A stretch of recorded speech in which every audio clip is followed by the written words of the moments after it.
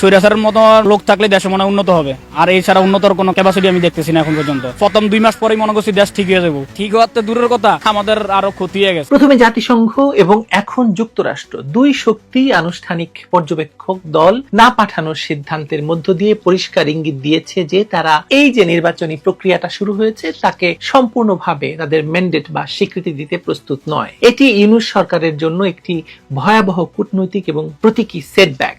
সরকার প্রচার চালাচ্ছিল যে এই নির্বাচন আন্তর্জাতিক মানদণ্ডে গ্রহণযোগ্য হবে, মানে সবচেয়ে বড় ভালো গ্রহণযোগ্য নির্বাচন করবে, বিশ্ব সম্প্রদায়তে অংশ নেবে।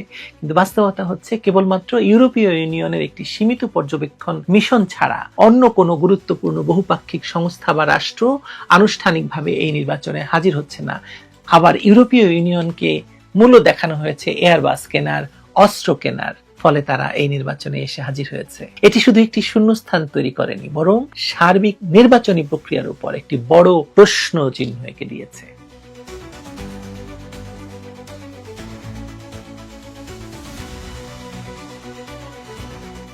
বাংলাদেশে আসন্ন ত্রয়োদশ জাতীয় নির্বাচনকে কেন্দ্র করে ডক্টর মোহাম্মদ ইউনূসের নেতৃত্বাধীন অন্তর্বর্তীকালীন সরকার যে আন্তর্জাতিক বৈধতার স্বপ্ন দেখিয়েছিল তা এখন আক্ষরিক অর্থেই ধূলিসাৎ হয়ে গেছে। কথিত সংস্কার এবং গণতন্ত্র পুনরুদ্ধারের ধোঁয়া তুলে যে নির্বাচনী আয়োজন চলছে তাকে ঘিরে আন্তর্জাতিক সম্প্রদায়ের অনীহা ক্রমেই স্পষ্ট থেকে স্পষ্টতর হচ্ছে।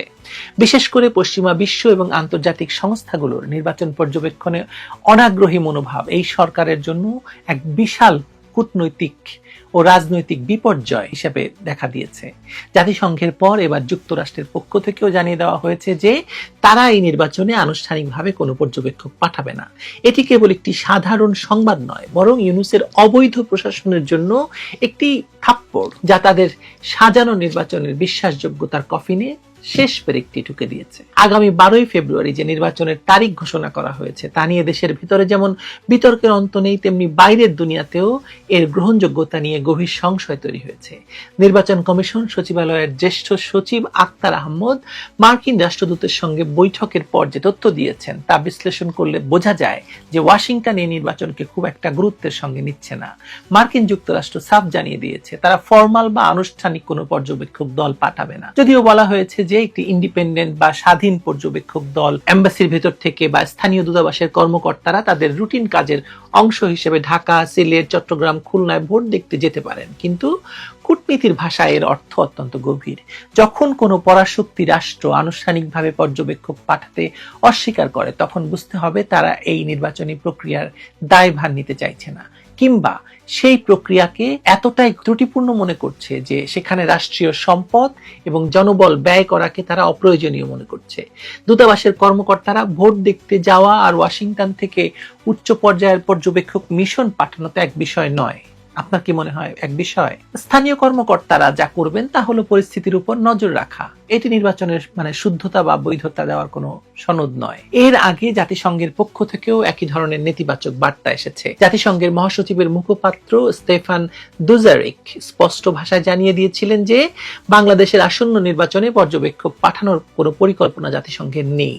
তিনি যুক্তি দেখিয়েছিলেন নিরাপত্তা পরিষদ বা সাধারণ পরিষদের ম্যান্ডেট ছাড়া জাতিসংঘ সাধারণত পর্যবেক্ষক পাঠায় না, যদিও এটি তাদের দীর্ঘদিনের নীতি। কিন্তু বাংলাদেশের বর্তমান প্রেক্ষাপটে যখন একটি অনির্বাচিত সরকার রাষ্ট্র ক্ষমতা দখল করে আছে এবং একটি বিতর্কিত নির্বাচনের দিকে এগুচ্ছে, তখন জাতিসংঘের এই নির্লিপ্ততা প্রমাণ করছে যে আন্তর্জাতিক ম্যান্ডেট পাওয়ার ক্ষেত্রে ইউনূস সরকার চরমভাবে ব্যর্থ হয়েছে।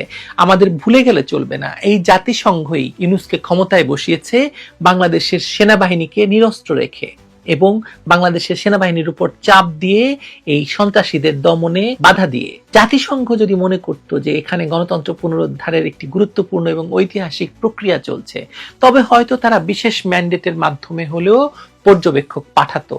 কিন্তু তাদের এই পিছুটান বুঝিয়ে দিচ্ছে যে তারা এই জগা খিচুড়ি পরিস্থিতির অংশ হতে চায় না। দুজারিক অবশ্য বলেছেন নির্বাচনের কারিগরি সহায়তা বা জনগণের রাজনৈতিক দৃষ্টিভঙ্গি প্রকাশের বিষয়টি তারা দেখবেন, কিন্তু মূল পর্যবেক্ষণের দায়িত্ব থেকে সরে আসা মানেই হলো নির্বাচনের ফলাফলের দায় তারা নেবে না।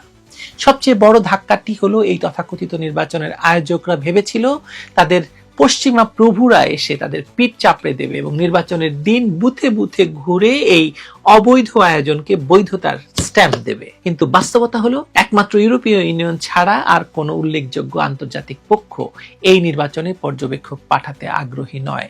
ইউরোপিয়ান ইউনিয়ন কেন পাঠাবে সেটা আগে বলেছি। ইউরোপীয় ইউনিয়নের উপস্থিতি থাকলেও জাতিসংঘ এবং যুক্তরাষ্ট্রের অনুপস্থিতি এই নির্বাচনকে আন্তর্জাতিক মানদণ্ডে প্রশ্নবিদ্ধ করে তুলেছে। এটি একটি সাজানো নির্বাচন। একটি সাজানো নির্বাচনে পর্যবেক্ষক না থাকা মানে হলো সরকার যা খুশি তাই করতে পারবে, কিন্তু সেই ফলাফল আন্তর্জাতিক অঙ্গনে গ্রহণযোগ্যতা পাবে না।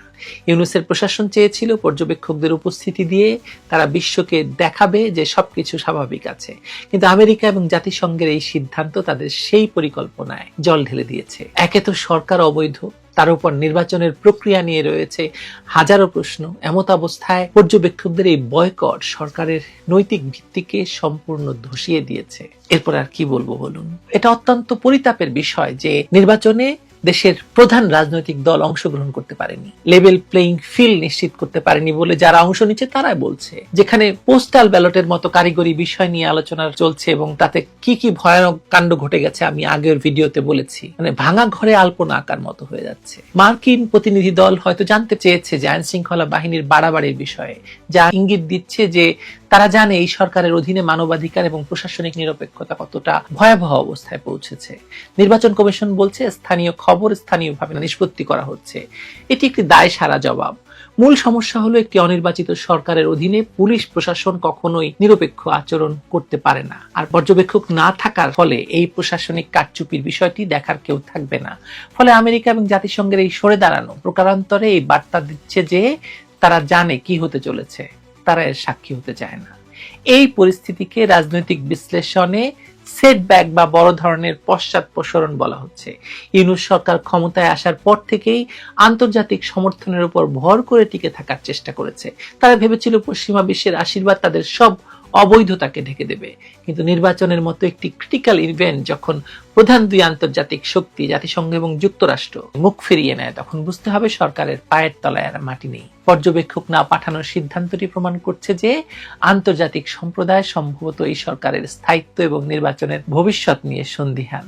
তারা হয়তো মনে করছে এই নির্বাচন বাংলাদেশের রাজনৈতিক সংকট সমাধানের পরিবর্তে তা আরো ভয়ঙ্কর করে তুলবে। তাই তারা নিরাপদ দূরত্ব বজায় রাখা শ্রেয় মনে করছে। ইতিমধ্যেই আপনারা জানেন যে শেরপুরে ভয়াবহ মারামারি হয়েছে এবং একজন জামায়াত নেতা নিহত হয়েছে। ইউনূস সরকার তো চেয়েছিল আন্তর্জাতিক শোডাউন করতে, কিন্তু এখন তারা দেখছে যে তাদের আমন্ত্রণে সাড়া দিচ্ছে না কেউ। দেখা যাক এই সাড়া না দেওয়ার মধ্যেই কতটা গ্রহণযোগ্য হিসেবে চালিয়ে দেওয়া মানে সম্ভব, সেটা ইউনূস কি করে সেটা দেখতে চাই। ডক্টর ইউনূসের অবৈধ সরকার যে নির্বাচনের নাটক সাজিয়েছে তার চিত্রনাট্য এখন আর ঠিকঠাক কাজ করছে না। আন্তর্জাতিক পর্যবেক্ষকদের এই প্রত্যাখ্যান সরকারের বৈধতার সংকটকে আরো গভীর করে তুলছে। নিজেদের নাম এবং সুনাম তারা কলঙ্কিত চায় না, এই অধ্যায়ের সঙ্গে জড়াতে চায় না।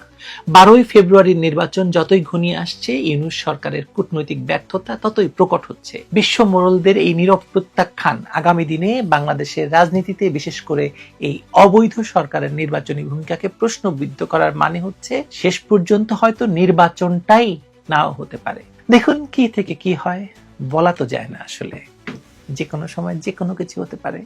আমি কিন্তু বরাবর বলেছি নির্বাচন হবে না, এখনো বলছি নির্বাচন হবে না। ভালো থাকবেন সবাই।